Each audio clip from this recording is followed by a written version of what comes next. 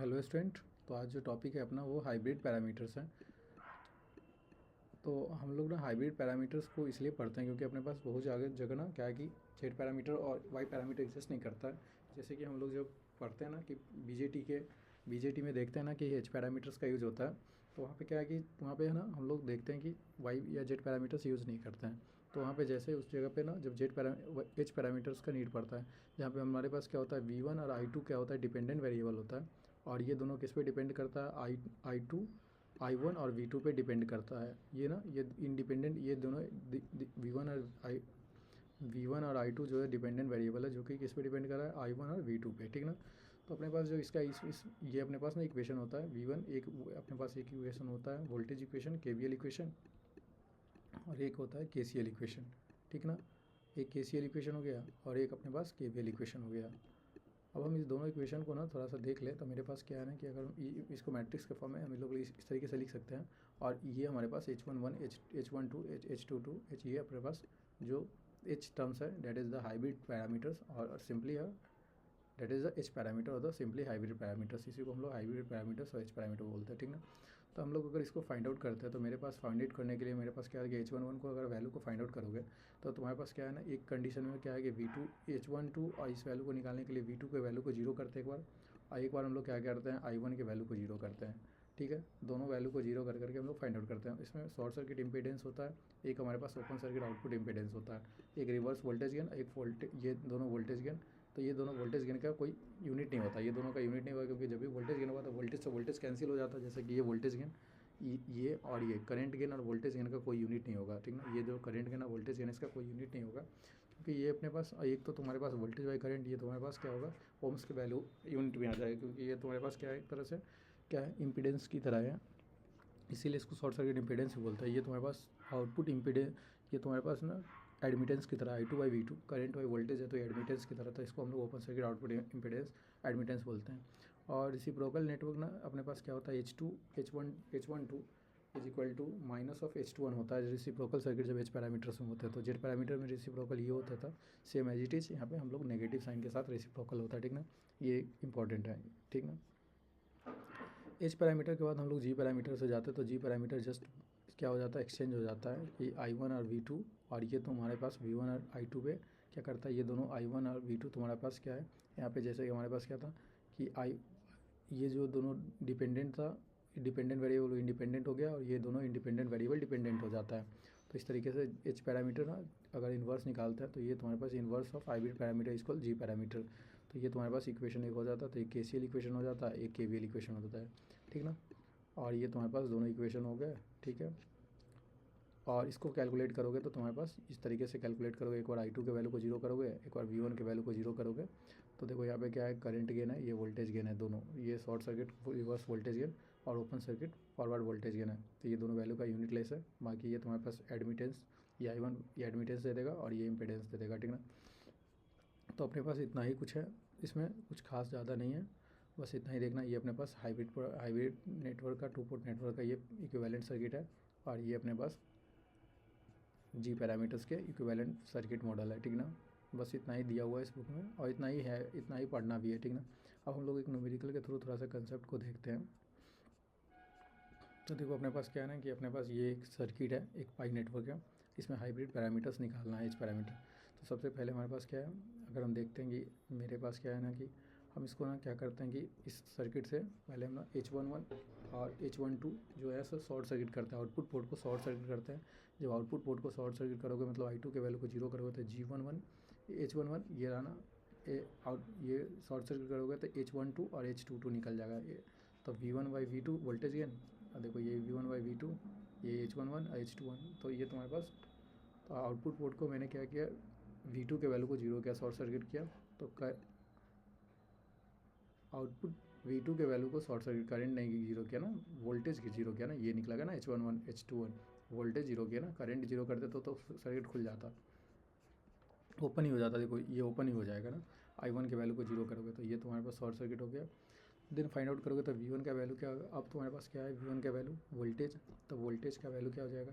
तो current division rule के according अगर इसमें इस ब्रांच में जो करंट फ्लो कर रहा है वो ये दोनों अगर हम इक्विवेलेंट निकाल लेते हैं, तो अगर पूरा कंप्लीट सर्किट देख लेते हैं क्या है कि ना पूरा अगर कंप्लीट सर्किट देखोगे इक्विवेलेंट करके, तो ये दोनों का पैरेलल में ये दोनों रेजिस्टेंस क्या है पैरेलल में 3 और 6 ओम, तो 3 और 6 ओम का पैरेलल इक्विवेलेंट, तो ये तुम्हारे पास क्या हो जाता है 3 × 6 दैट इज 3 × 6 16, 18 डिवाइडेड बाई 9 मतलब 2, और 2 × 2 4i1, तो ये तुम्हारे पास 4i1 आ जाता है, V1 का वैल्यू 4i1 आ जाता है। तो H11 क्या हो जाता है V1 बाई i1 होता है, तो V1 का वैल्यू 4i1 लिखते हैं यहाँ पे, तो 4i1 लिखते हैं, तो i1 से i1 कैंसिल हो जाता, तो अपने पास 4 ओम का रजिस्टर बच जाता है, H11 का वैल्यू निकल जाता। देन करेंट डिवीजन रूल के थ्रू हम लोग क्या निकालते कि अगर जो मेरे पास I2 का वैल्यू है वो क्या है, I2 का वैल्यू जो है सो इस ब्रांच के अक्रॉस जो फ्लो कर रहा है करंट वो है, ठीक ना। तो हम लोग अगर इस ब्रांच के करंट को निकालते हैं तो मेरे पास I2 का करंट निकालोगे तो इसमें करंट डिवीजन रूल इस ब्रांच और इस ब्रांच में, तो 6 ओम के अक्रॉस जो करंट फ्लो करेगा वो करंट डिवीजन रूल में हम क्या करते हैं अपोजिट ब्रांच को लेते हैं। अगर हम पैरेलल में अगर कोई करंट का डिवीजन रूल लगाते हैं तो ये मेरे पास अगर करंट है, तो अगर मेरे पास ये एक 3 ओम का रजिस्टर था, ये 6 ओम का रजिस्टर है, अगर हमको निकालना है 3 ओम रजिस्टर के क्रॉस करंट तो हम 6 ओम रजिस्टर के लेंगे, ठीक ना। ऊपर में न्यूमरेटर में तो 6 ओम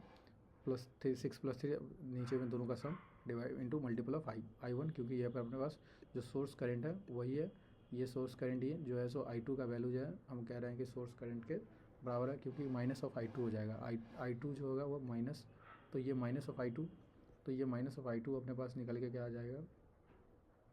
ये अपने पास निकल गया minus of I2 is equal to, तो ये करंट I1 अपने पास 6 × 3 इंटू I1 करंट अपने पास क्या था, I1 करंट हमारे पास I1, तो ये सिंपल हम लोग I1 ले लेंगे माइनस ऑफ जो करंट डिवीजन रूल, तो ये अपने पास क्या आ जाएगा 2/3 I1, तो अपने पास I2 का वैल्यू जो आ गया ना वो 2/3 आ जाएगा। I2 का वैल्यू ये हमारे पास क्या है माइनस ऑफ I2 होगा ना, क्योंकि अपने पास करंट डिवीजन रूल ये अपने पास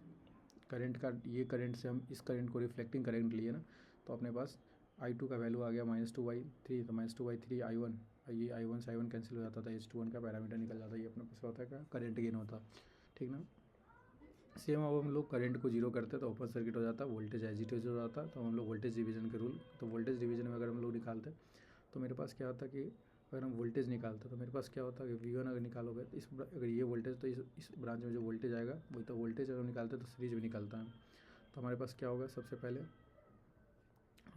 ओपन सर्किट कर लेते हैं, तो वोल्टेज डिवीजन रूल लगाओगे तो तुम्हारे पास क्या है कि पैरेलल में लगेगा, वोल्टेज डिवीजन रूल सीरीज में लगता है, तो अपने पास ये और ये दोनों को सीरीज में रखेंगे, इधर तो करंट फ्लो करेगा नहीं, तो ये दोनों अपने पास सिंपल अपने पास सर्किट सिर्फ ये हो जाएगा, तो ये सर्किट होगा तो दोनों सीरीज में है, तो सीरीज में अगर हम जिसमें जिसके क्रॉस वोल्टेज निकालते हैं उसको न्यूमरेटर में रखते हैं, उसको न्यूमरेटर में रखते हैं दोनों को सम के डिनोमिनेटर में, तो ये दोनों सम का denominator, then the source voltage V2, तो अपने पास क्या आ जाता है 6/9 और ये 2/3 V2 आ जाता, तो V2 वोल्टेज गेन आ गया मेरे पास 2/3 V2 करते, V2 से V2 कैंसिल होता तो 2/3 आ जाता। अब हमारे पास क्या निकालना है, अपने पास लास्ट निकालते हैं हम लोग जब करंट को जीरो करते हैं तो लास्ट पैरामीटर और क्या निकलता है मेरे पास ये निकलता है I2/V2 निकालना है, तो I2/V2 जब निकालोगे I2/V2, तो V2 तो तुम्हारे पास यही है, V2 नहीं है, I2 है, V2 हम लोग कैलकुलेट करेंगे, V2 हमारे पास क्या आ जाएगा, V2 आ जाएगा मेरे पास क्या जो वोल्टेज, तो वोल्टेज क्या आ जाएगा ये दोनों ब्रांच का सम और divided by multiple of current जो I2 करंट, तो ये मेरे पास V2 वैल्यू आ गया 6 + 3 9 और डिवाइडेड 9 I2 को यूज़ कर लेते हैं, तो I2 से I2 कैंसिल हो जाता ये, और तुम्हारे पास 1/9 सीमेंस बच जाता है, ये I2 से I2 नहीं I2 था, और ये भी I2 का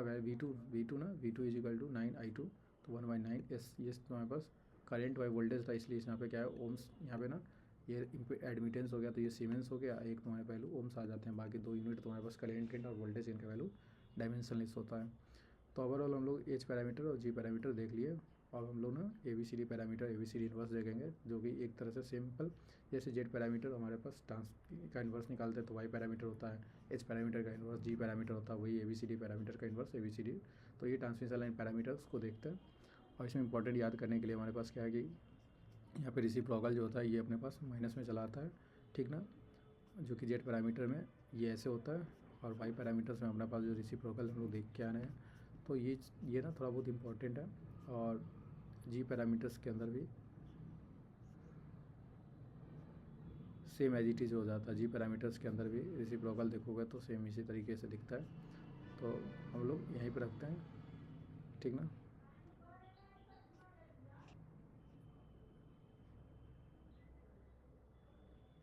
तो प्लीज़ लाइक दिस वीडियोज़ और subscribe the channel. Thanks for watching.